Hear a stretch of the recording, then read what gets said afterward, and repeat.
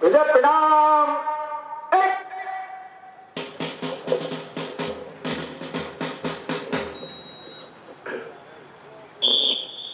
नमस्ते सदा वत्सले मातृभूमे, नमस्ते सदा वत्सले मातृभूमे, त्वया हिंदू भूमे सुखं वर्धितोऽहम्, त्वया हिन्दुभूमे सुखं वर्धितोऽहम्।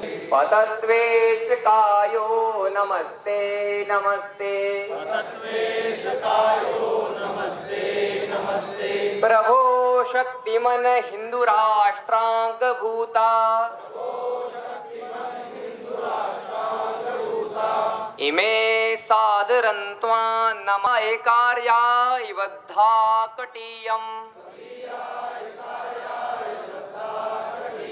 शुभं श्रुतञ्चैव कंठकाकीर्णमार्गम्,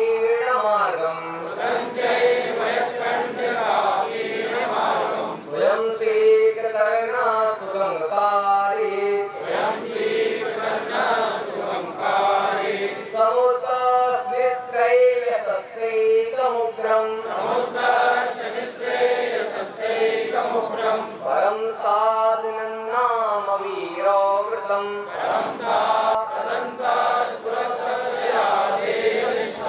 दन्ता प्रजादरतीव्रानितम्,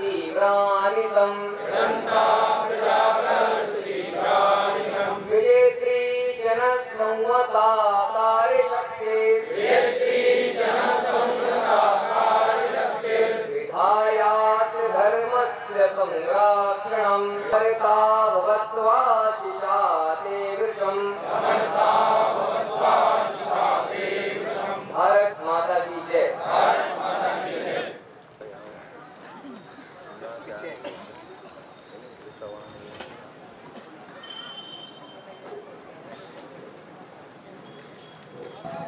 आप शासकीय सेवा से सेवानिवृत्त हैं।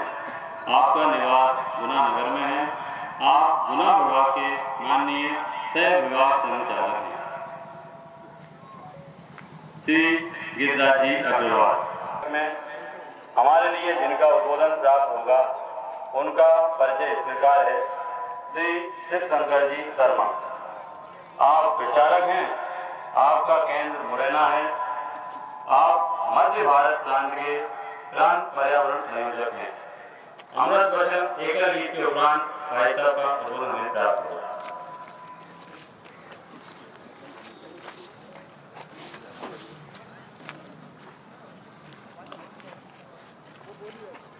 परम पूज्य डॉक्टर श्री हेडगेवार जी ने कहा, शक्ति केवल सेना या शस्त्रों में नहीं होती, बल्कि सेना का निर्माण जिस समाज से होता है वह समाज जितना राष्ट्र प्रेमी, नीतिवान और चरित्रवान संपन्न होगा उतना ही वह शक्तिमान होगा।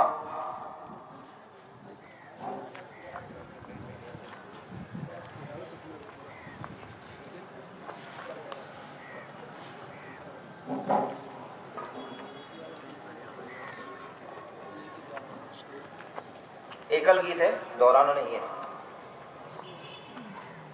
जिस दिन सोया राष्ट्र जगेगा, तमस हटेगा, दिश दिश फैला तमस हटेगा। भारत विश्व बंधु का सदियों से था, युगों रहेगा। सदियों से था, युगों रहेगा। दिश दिश फैला तमस हटेगा। हुआ हर शीश उठेगा, दिश दिश फैला तमस हटेगा। जिस दिन सोया राष्ट्र जगेगा, छटेगा। ऊंच नीच का मैल छटेगा, दिश दिश फैला तमस हटेगा, राष्ट्र जगेगा। दिश दिश फैला तमस हटेगा, वैभवशाली बात हमारी विश्व सुनेगा। दिश दिश फैला जगेगा, दिश दिश फैला तमस हटेगा। अपनी सबकी राह नेक है, कोटि हृदय है, भाव एक है। फैला तमस हटेगा, जिस दिन सोया राष्ट्र। दिश दिश फैला तमस हटेगा। माननीय सह विभाग संचालक जी, इस जिले के माननीय जिला संचालक जी, साथ ही इस गुना नगर के माननीय नगर संचालक जी, इस कार्यक्रम में उपस्थित अनन्य क्षेत्र प्रांत के पदाधिकारीगण, साथ ही ये वर्षानुवर्ष चलने वाला जो हमारा विजय के स्वरूप में संचलन है, इस पथ संचलन में सम्मिलित हुए सभी आत्मीय कार्यकर्ता स्वयंसेवक बंधुओं, ये एक श्रृंखला है जिस श्रृंखला को हम विगत 98 वर्षों से अबाधित रूप से संचालित करते हुए आ रहे हैं। दुनिया के अंदर बहुत सारी संस्कृतियों ने उथल पुथल किया, सृजन और पतन का भी कालखंडों को लोगों ने देखा। स्थापित संस्कृति है जिसमें मर्यादा पुरुषोत्तम श्री रामचंद्र जी के विजय के रूप में आज का सनातन संस्कृति का यह पर्व दशहरा, जो शक्ति के स्वरूप में समाज ससम्मान इसको आयोजित करता है, हर्षों और उल्लास के साथ संपन्न करता है। ऐसा यह दशहरे का पर्व मर्यादा पुरुषोत्तम श्री रामचंद्र जी से जुड़ा हुआ यह उत्सव, और मर्यादा पुरुषोत्तम श्री रामचंद्र जी इस संस्कृति से जुड़े हुए यहाँ के जनमानस में, रक्त शिराओं में, धमनियों में स्थापित मर्यादा के स्वरूप में भगवान श्री राम, जिन्होंने असत्य के ऊपर सत्य का विजय किया, असुरी शक्तियों के ऊपर देवताओं की विजय स्थापित की। मर्यादा पुरुषोत्तम श्री राम ने 14 वर्षों तक शक्ति से, क्षमा करिए, साधना से शक्ति का सृजन किया। जंगलों में जाना मात्र कैकेयी द्वारा मांगे गए राजा दशरथ चक्रवर्ती सम्राट इक्ष्वाकु वंश के सम्राट द्वारा वह अभिशाप नहीं था। मां कैकेयी ने वरदान मांगा था मर्यादा पुरुषोत्तम श्री रामचंद्र जी के लिए, तो उनको भी यह पता था कि शरत संस्कृति में पलने वाली जो मानवता का कल्याणकारी संस्कृति हिंदू संस्कृति है, सनातन संस्कृति है, उस पे आसुरी शक्तियों का रक्तपात शुरू हो गया है। और इस हिंदू जनमानस ने उस वरदान को शिरोधार्य किया, और आज भी विगत 9 दिनों से यह हिंदू समाज शक्ति की आराधना में लगकर मां भवानी की अर्चना पूजन करके और अखंड शक्ति की याचना की। उस स्वरूप में भगवान श्री राम भी वनों के अंदर 14 वर्षों तक अखंड साधना के रूप में शक्ति का सृजन किया, और उस शक्ति के सृजन से जब विश्वामित्र के साथ भगवान श्री राम जा रहे थे वनों के दंडकारण्य वन से, तब श्वेत पशारों की किला को देखते हुए एक शिष्य के स्वरूप में गुरुवर से अंतर मन के प्रश्न को उन्होंने उल्लेखित किया, और उत्साह पूर्वक उन्होंने पूछा कि गुरुदेव ये श्वेत शिलाएं किसकी? तब विश्वामित्र ने बताया उनको कि राम तुम जानते नहीं हो, इस वन में जितने भी हिंदू संस्कृति, सनातन संस्कृति के रक्षक पोषक पल्लवित करने वाले संत मुनि ऋषिगण हैं। यहाँ पर आकर वो जंगलों में साधना करते हैं, भौतिकता से मुक्त होकर वो इस जंगल के अंदर, वनों के अंदर हिंदू रक्षा के लिए साधक के रूप में साधना करते हैं, यज्ञों में विघ्न पैदा करते हैं। ये उनकी साधना को खंडित करते हैं और उनके द्वारा साधना में रत ऋषियों की ये श्वेत हड्डियां हैं, उसका ये शिलालेखित भी है कि उन्होंने दोनों भुजाओं को उठाते हुए और इस पृथ्वी को असुरों से मुक्त करने का संकल्प लिया। हमें लगता है कि मां कैकेयी ने कहीं अभिशाप तो नहीं कर दिया।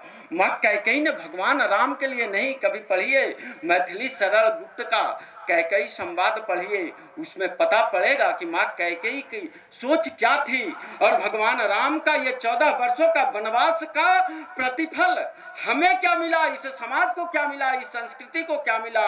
तो अछूल संस्कृति अगर यहाँ पर स्थापित है, उसके पीछे त्रेता युग में भगवान श्री राम द्वारा 14 वर्षों का किया गया जंगलों के अंदर, वनों के अंदर वन नरों को इकट्ठा करके संगठित शक्ति का स्वरूप तैयार किया और उन्होंने राक्षस कुल का जो विश्वामित्र के साथ संकल्प लिया था उसको पूरा किया और इस पृथ्वी को असुरों से मुक्त कराया। उसी प्रकार की यह साधना 9 दिनों तक ये विशाल प्रचंड ऊर्जा के साथ प्रबल हिंदू समाज अपनी उन्मुक्त प्रखरता के साथ 9 दिनों तक अखंड साधना देवी क्या करता है, मां भवानी की साधना करता है। और वो किस लिए करता है, तो इस हिंदू समाज को, यहाँ के जनमानस को, यहाँ के चर अचर के सभी प्राणियों के अंदर शक्ति का संचार हो, एक नवीन ऊर्जा का संचार हो। और ये शक्ति और ये ऊर्जा किसके लिए, तो 2 बातें हमेशा ध्यान रखी जाती हैं। जब दुर्जन के पास शक्ति होती है तो सज्जन व्यक्ति को परेशान करना उसका लक्ष्य होता है, और जब सज्जन व्यक्ति के पास शक्ति होती है तो कमजोर व्यक्ति की मदद करना उसका लक्ष्य होता है। इसलिए हमने जिस शक्ति का 9 दिनों में संचय किया है, जिस ऊर्जा को हमने अर्जित की है, वो ऊर्जा हमारे ही हिंदू समाज के जो वंचित बंधु गिरी कंदराओं में, जो जंगलों में, गांव में, वनों में, जिनको अंग्रेजी में श्रम कहते हो, जिनको कार्य पद्धति में सेवा बस्ती कहते हो, जो हमारे अपने बंधु हो, हमारी यह संचित ऊर्जा उन कमजोर, उन वंचित वर्ग के बंधुओं के सहयोग में काम आए। इसलिए हमने यह अखंड साधना से यह ऊर्जा अर्जित की है, हमारे अपने बंधु बांधवों के काम आए। इसके लिए हमने शक्ति की संचना की है, इसके लिए हमने शक्ति का सृजन किया है। ऐसी हमारी मनोदशा हो, ऐसा हमारा संकल्प हो, तो अखंड रूप से की गई 9 दिनों की मां भवानी की यह साधना हमारे ही बंधु बांधवों को ताकत देने का, उनको साहस और संबल देने का काम करेगी। महती दिन है दशहरा और विजयादशमी जैसा पर्व, ये सनातन संस्कृति में महत्व का दिवस है। केवल इतना ही नहीं, तो हम सभी जिस विचार को स्थापित किया उसको आज ही के दिन नागपुर के अंदर राष्ट्रीय स्वयंसेवक संघ के बीजों का रोपण हुआ था। वह बीजारोपण आज मनों में अंकुरित होकर विशाल वट वृक्ष के रूप में स्थापित हो चुका है और उसका दर्शन अखिल ब्रह्मांड में, अखिल विश्व करता है। यह हमारे उत्सव का दिन है, वास्तव में यह हमारे लिए विजय का जुलूस है, इतराने का दिन है, अभिमानित होने का दिन है, यह गर्व करने का दिन है कि आज के दिन जिस बीज को आज से 98 वर्ष पूर्व डॉक्टर केशव बलिराम जी हरिद्वार ने जिस बीज को रोपित किया था, वह सिर्फ अंकुरित तो होकर पुष्प पल्लवित ही नहीं हुआ, तो बड़ वृक्ष के रूप में इस विशाल हिंदू समाज को, इस व्यापक हिंदू जनमानस को छाया देने का काम करता है, संबल देने का काम करता है, उनका साहस बढ़ाने का काम करता है। हमारे समाज में हमारे ही बंधु बांधव अगर किसी कारणवश वह कमजोर है, वह दीनहीन है, तो हमारे संघ का स्वयंसेवक अपना स्वयंसेवक खड़ा होकर उनके कदम से कदम, कंधे से कंधा मिलाकर इस बात का साहस देता है कि हम 2 वर्ष बाद कार्यक्रम संपन्न करने वाले हैं। ऐसा राष्ट्रीय स्वयंसेवक संघ जिसने अपने को आच्छादित किया, इसे हिंदू समाज के लिए किया। दुनिया में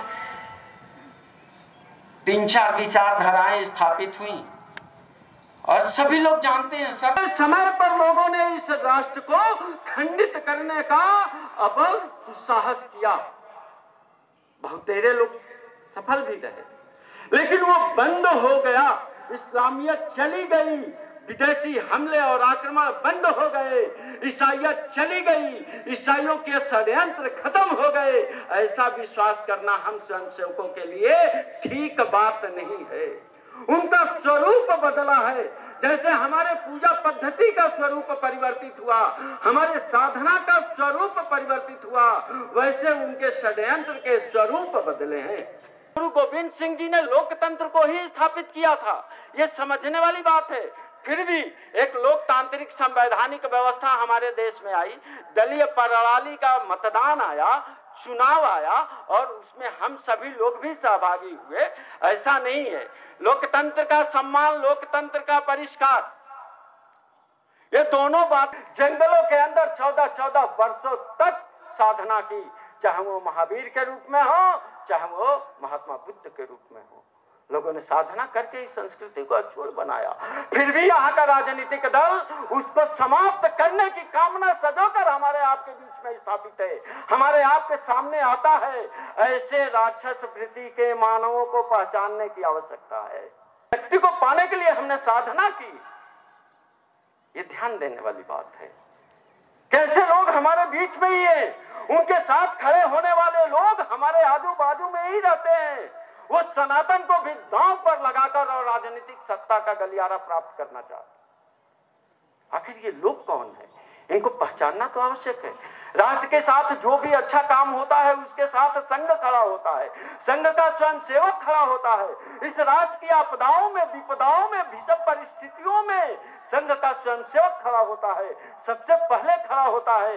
क्या मातृशक्ति के ऊपर, क्या हमारी माँ भारती के ऊपर कोई लांछन लगाए, कोई कुठाराघात करे, हमारे संस्कृति के ऊपर कोई लांछन लगाए, कोई संस्कृति को कलंकित करे और हम स्वयंसेवक चुपचाप मुख बधिर होकर इसको सहन करेंगे, ये कैसे संभव हो सकता है।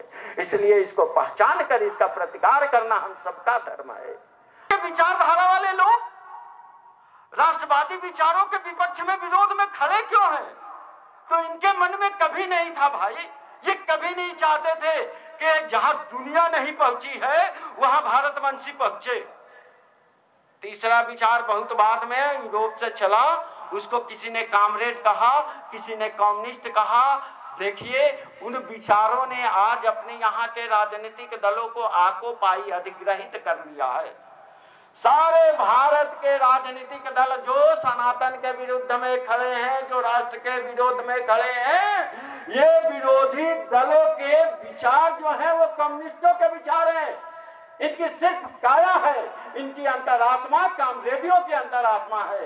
इसलिए वो 62 से लेकर और आज तक इस राष्ट्र के राष्ट्रवादी विचारों का विरोध करते हुए आज यहाँ के राजनीतिक दलों के अंदर अपनी आत्मा भर दिए हैं। और वो राजनीतिक दल आज सनातन पर भी कुठाराघात, हिंदू संस्कृति पर भी कुठाराघात, इस राष्ट्र के पर्व त्योहारों पर भी कुठाराघात, और उसका परिणाम हम लोगों ने 16 के अंदर देखा। तो दुनिया में कौन ऐसा होगा, कौन ऐसा भारतवंशी अभिभावक होगा जो नहीं चाहता होगा कि मेरा बालक जेएनयू के अंदर पढ़े। लेकिन जेएनयू की शिक्षा का परिणाम हम सबके सामने आया। सबने देखा कन्हैया कुमार से लेकर और शर्जील इमाम तक के लोगों का बयान क्या था, सबने क्या कामना पाली थी उस जेएनयू के अंदर पढ़कर, और सबने अपने मन के विचारों को उन्मुक्त रूप से मुक्त गगन में स्वरनाद भी किया। भारत तेरे टुकड़े होंगे, ऐसे यहाँ के शिक्षालयों की शिक्षा पद्धति हो गई। आखिर ये हो कैसे गया, इसके पीछे कौन सा तंत्र खड़ा था? और जो तंत्र खड़ा था, क्या हमारे भारत के भविष्य को भी नहीं संभाल पाया? क्या यहाँ की सरकारें उस पर भी पैनी निगाह नहीं रख पाई? क्या यहाँ की जो दुनिया के वैज्ञानिकों को हमने बताया कि जहां दुनिया नहीं पहुंची है, 21वीं सदी का यह भारतवंशी मामा का रिश्ता रखने वाला, मेरी मातृभूमि जगत जननी, जहां हमने माता भूमि पुत्रों हम पृथ्वी का अभिवादन किया है, वसुधैव कुटुंबकम में स्थापित करने का कीर्तिमान हमने स्थापित किया। जहां अमेरिका 10 बार प्रयोग करके, चाइना 6 बार प्रयोग करके, हजारों करोड़ खर्च करके और मंगल ग्रह पे नहीं पहुंच पाया, उस कीर्तिमान को भारत के इसरो के वैज्ञानिकों ने 450 करोड़ रुपया खर्च करके और पूरा कर लिया।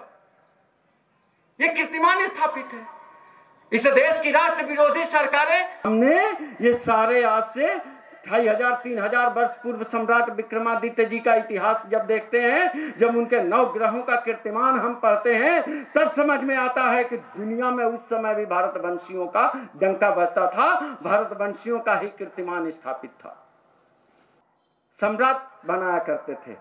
आचार्य चाणक्य ने ऐसा ही तो निर्माण चंद्रगुप्त का किया था। यहाँ विक्रमादित्य जैसे लोग भी पैदा हुआ कि शक, हुल, कुशाण, इन सबको हिंदू कुश पर्वत पे लाकर और ये समझने वाली बात है, ये सोचने वाली बात है कि हमारे मौलिक विचारों का खंडन करने का दुस्साहस आखिर किसका? हमारे व्यक्तिगत विचारों पर कुठाराघात करने की हिम्मत किसकी? कौन है जो हमारे ऊपर बार बार संहार करने का प्रतिकार करता है, बार बार हमारे संहार करने की हिम्मत करता है, दुस्साहस करता है? ये हम सब स्वयंसेवकों के लिए अक्षय प्रश्न की तरह है। इसलिए समाज में जीते समय हमें सविवेक जिंदा रहना है, क्योंकि ये सारे शत्रु हमारे करीब हैं, हमारे पास में हैं, हमारे पड़ोस में हैं। इनको चिन्हित करना है, इनको अंकित करना है, इनसे सावधान रहना है। स्वयं को ही नहीं तो इस मातृभूमि को भी हमें सुरक्षित रखने के लिए सावधान रहना।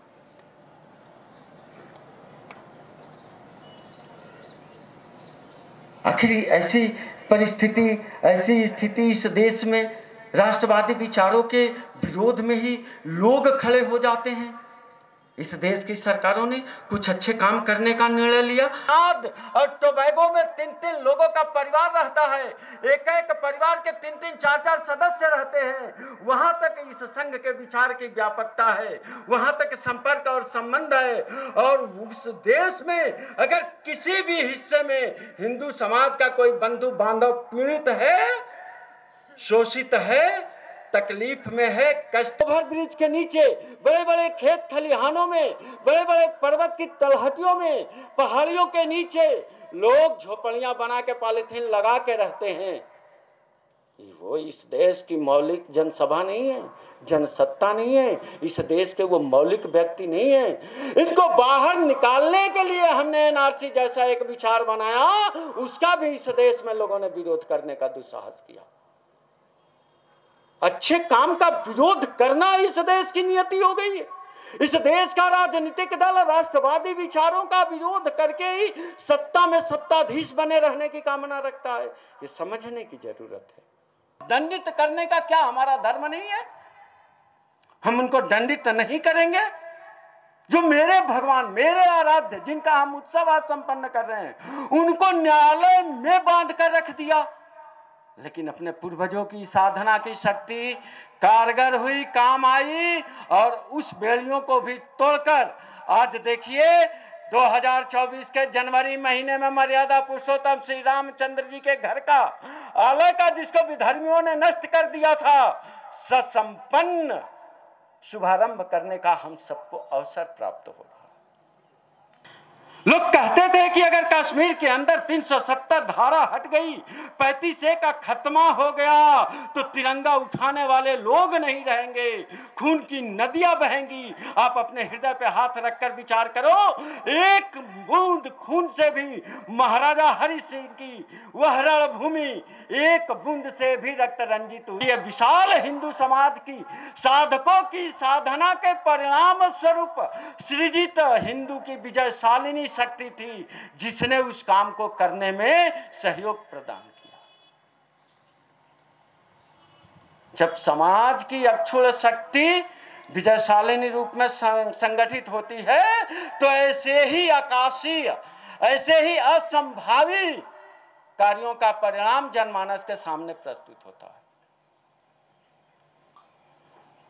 और इस काम को करने के लिए यह प्रखर हिंदू समाज ने अपना विचार बदला है। अपनी सोच बदली है, थोड़ा सा उसके मन में भी एक समझाइश आई है, जिसकी वजह से इस प्रकार के परिणाम हमारे देश में आने लगे हैं। अपने परम पूज्य सरसंघचालक जी भी आज से 10 वर्ष पहले एक हम कार्यकर्ताओं से आह्वान किया था उन्होंने, और उस आह्वान में उन्होंने कहा था कि देखिए, नागरिक शिष्टाचार की भी बात देश में होनी चाहिए। केवल अधिकारों की बात करने वाला और कर्तव्यों से विमुख होकर जीवन जीने वाला व्यक्ति मनुष्यता की गति को प्राप्त नहीं करता। जो अपने कर्तव्य मार्ग पर प्रस्तुत होकर बढ़ता है, उसके अधिकार तो अपने आप स्थापित हो जाते हैं। इसलिए नागरिक शिष्टाचार हमको यही उपदेश देती है कि हमें अपने अधिकारों के साथ साथ अपने कर्तव्यों का भी बोध होना चाहिए। और आखिर अंत हमारा कर्तव्य क्या है? हमारा कर्तव्य क्या होना चाहिए? तो इस देश का जो संविधान है वही हमें हमारे लिए मार्ग प्रस्तुत करता है। कुछ देर के लिए लगता होगा कि इस देश में एक वर्ग ऐसा भी है जिसको इस संविधान की प्रतियों से कुछ भी लेना देना नहीं है। वो संविधान के किसी भी अंश को मानने में आनाकानी करता है। वो अपना एक वैचारिक अधिष्ठान पे संविधान का प्रस्तुतिकरण अलग तरीके से करता है। खैर कोई बात नहीं, ये संविधान हमारा है। वो संविधान हमें क्या करने के लिए इजाजत देता है, सम्मति देता है, उसका पालन हमें करना चाहिए। जिनके उम्र 18 वर्ष हो गई है, जिनके उम्र 18 वर्ष होने वाली है, उनका संवैधानिक परंपरा में लोग देश का निर्माण कैसा होना चाहिए, हमारे देश को सदीश रखने वाले लोग कौन है, हमारे देश को राष्ट्रीय विचारों से ओतप्रोत करने वाले लोग कौन है, राष्ट्रीय मुद्दों को लेकर जीने मरने वाले कौन सा राजनीतिक दल है, इसका भी विवेक के साथ हमारा भान होना चाहिए। राष्ट्रीय मुद्दों पर चुनाव होना चाहिए। केवल मत देना और छुट्टी कर लेना ये पर्याप्त नहीं है, ये अपरिहार्य है। इसलिए हमको इन 3 बातों पर भी ध्यान देना कि जिनका पंजीयन नहीं हुआ, शायद समय निकल गया, अगर अवसर मिले तो वो काम भी कराइए और अपने समाज के बंधु बांधवों से 100%, 100% मतदान का आग्रह करिए। और केवल मतदान ही नहीं तो इस राष्ट्र को एक दिशा देकर और दुनिया के पर आरूढ़ करेंगे, उनको पुनर्स्थापित करेंगे, उनको उस सिंहासन पर हम विराजित करेंगे। ये संघ का ध्येय है। इन 3 बातों को भी हम स्वयंसेवकों को अपने अंतर्मन में सतत रखना चाहिए। उनको विश्व पर्यावरण दिवस के रूप में दुनिया के अंदर स्थापित कर दिए, विश्व पर्यावरण दिवस के रूप में। एक श्री अभिनंदनाले चल रहे हैं हम निरंतर, चिर विजय की कामना ले, चिर विजय की कामना ले। इस कामना के साथ हम पुनः अपने मन को उसी प्रकार से उद्धृत करें। इतनी छोटी सी बात प्रतिष्ठ करें। अब पीछे वाले स्वयंसेवक को देखने के बाद लाठी न लगे। सावधान, प्रतिष्ठा। चले शौचालय उनमें करना है।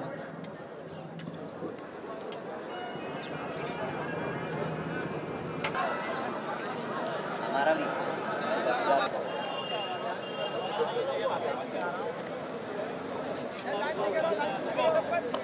संपर्क करिए।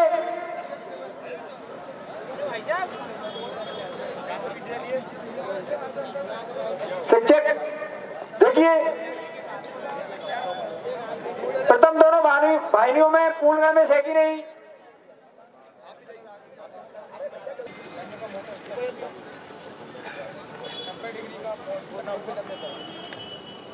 बाएं कंधे पर डंडे लीजिए, इस कंधे में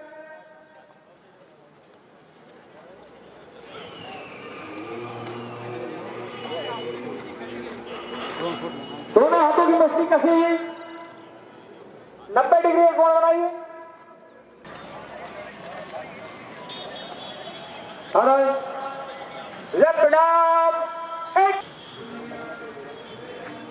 संचलन प्रथम भाई चलो।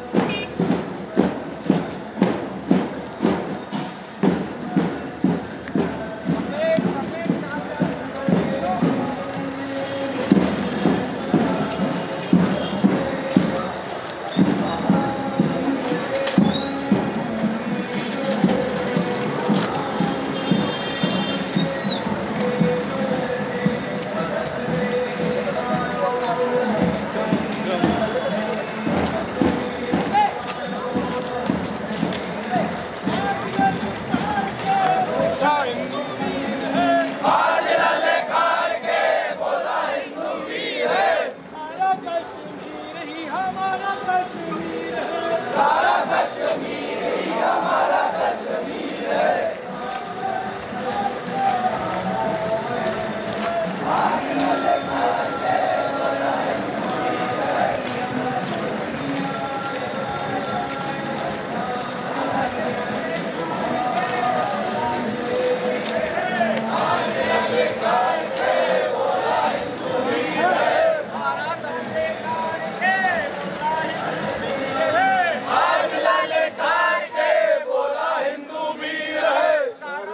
कश्मीर ही हमारा कश्मीर है,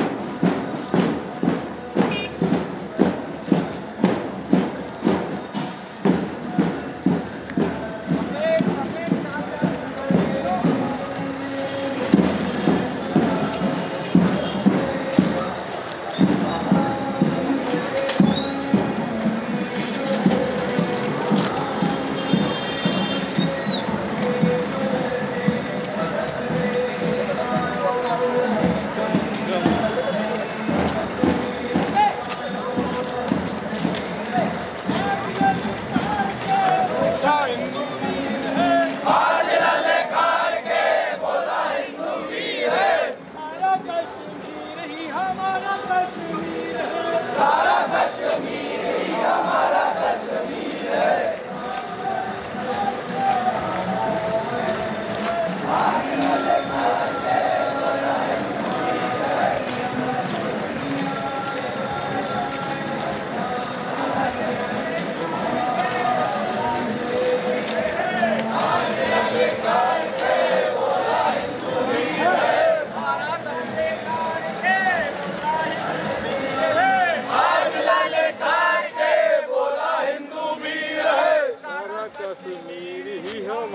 कश्मीर है, सारा कश्मीर ही हमारा कश्मीर है।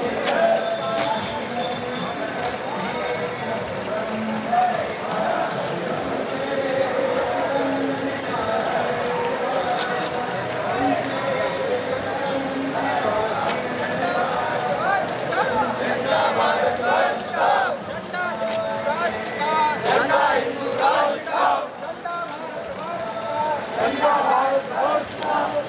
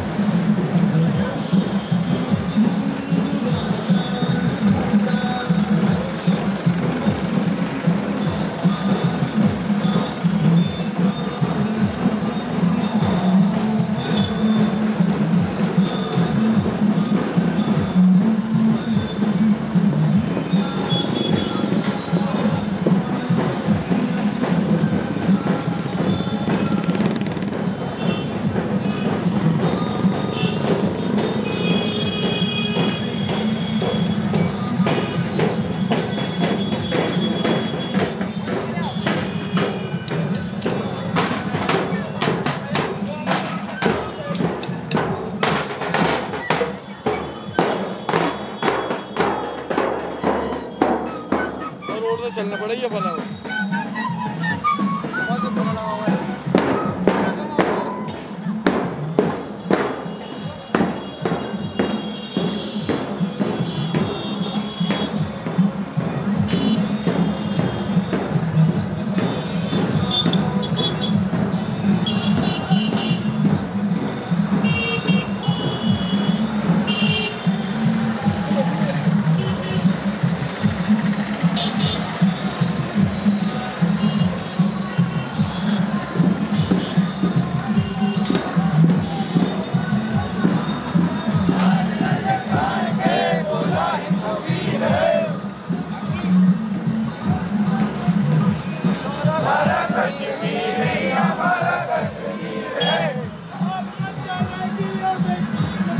आड़े में बनना पड़ेगी लोग भाई, आड़े में आड़ा लेना पड़ेगा।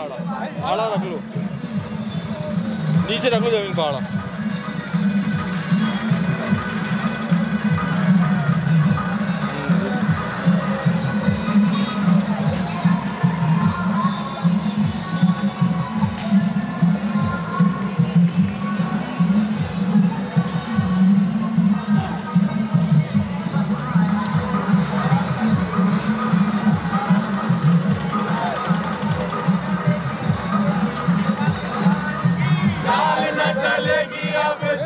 पाकिस्तान की चाल न चलेगी अब चीन पाकिस्तान की।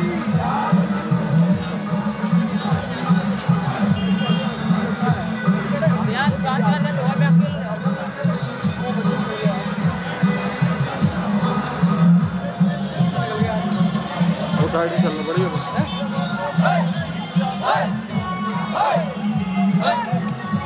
जवानों बढ़ते ही जानो